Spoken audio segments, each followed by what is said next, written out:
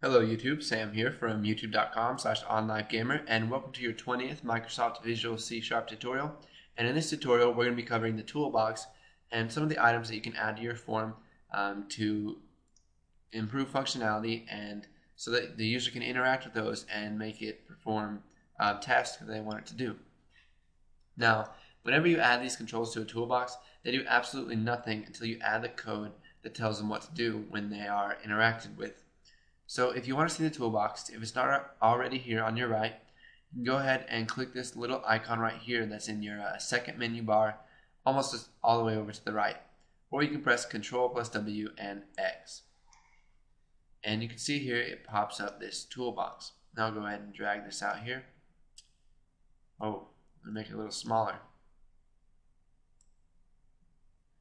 Okay, so you can see here we have a label, which a label is basically just text that doesn't do anything. Now you can make it do stuff if the user clicks it or they mouse over or a whole bunch of other stuff, but basically it's just used to label things. So we've got the link label, which turns up blue with an underline, which is basically a link. It'll take them to a website, it'll take them to a folder, whatever you want it to link to. You got a list box, which is similar to a text box, but it has different items in it, not just lines. There's one item, and then the next line down, you're going to have a second item, and so forth. So you can access indexes of that list box. Now, with the text box, there's no indexes, so list box lists different items.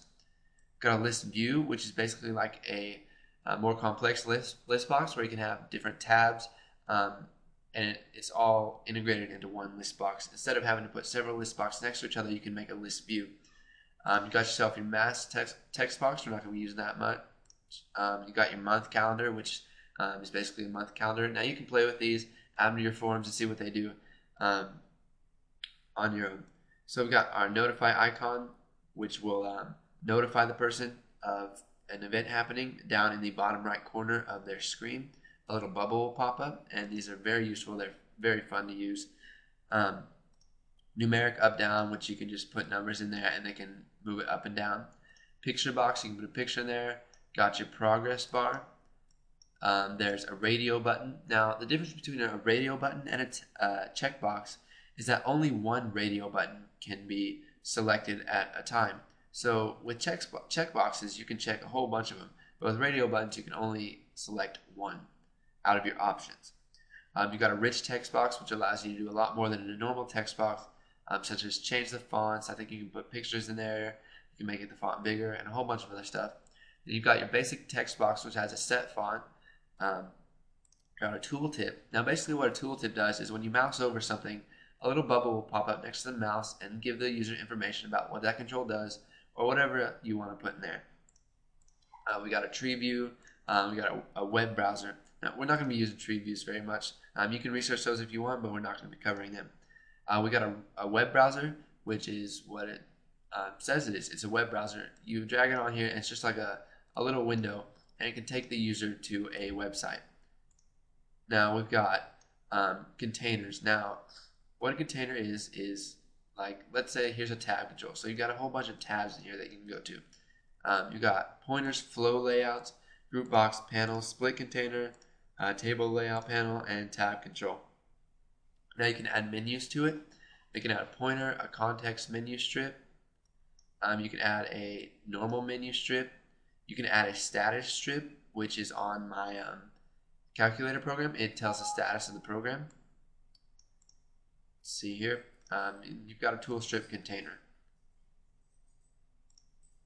Now we also have a whole bunch of other components. We've got pointer, background worker, directory searcher, a whole bunch of other stuff they're not going to be covering yet. We may get onto it later in the future.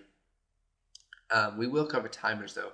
Timers wait a certain amount of time to perform an event or some code based on what time you set it to. You can print documents, which is very useful. Instead of having to write a whole bunch of code and try to get a document to print, it'll automatically open up a print document dialog, and they can select a printer that's already on their network and print to that. You've got a whole bunch of other dialogs that are really fun to use. You got a pointer just a normal pointer. You got a color dialog to change colors of whatever you want to change colors. Folder browser dialog, which lets the user select a folder as like a directory to save their file. or not to save that file, as like a directory to look in for certain things. Font dialog, which is to change the font. Open file dialog, which obviously opens the file. And save file dialog, which will save the file. Got some WPF stuff. Windows Presentation Foundation, I think that's what it stands for. We are not going to be going into that anytime soon. So take a look at these, drag them, add them to your form, look at their properties, and once you get comfortable with the properties of these and how they look, then go ahead and move on to the next tutorial.